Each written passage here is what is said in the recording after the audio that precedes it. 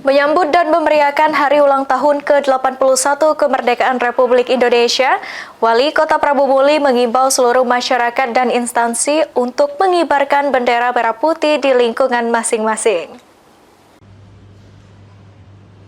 Menyambut peringatan hari ulang tahun ke-81 kemerdekaan Republik Indonesia, Wali Kota Prabu Muli Arlan mengimbau seluruh masyarakat, instansi pemerintah, swasta hingga pelaku usaha untuk memasang dan mengibarkan bendera merah putih di lingkungan masing-masing. Himbauan ini disampaikan sebagai bentuk menumbuhkan semangat nasionalisme, menghargai jasa para pahlawan, serta meningkatkan partisipasi masyarakat dalam memeriahkan momen kemerdekaan Republik Indonesia.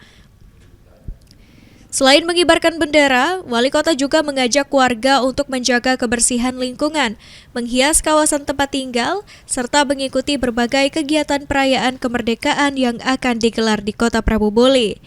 Pemerintah Kota Prabu Muli berharap gerakan mengibarkan merah putih dapat menjadi wujud cinta tanah air, sekaligus memperkuat semangat persatuan dan kesatuan seluruh masyarakat. Sampaikan tadi, jadikan seluruh pasang bendera di depan rumah masing-masing dan umum-umuman HUT RI ini kita meriahkan. Ya. Anggi Perkasa, PAL TV.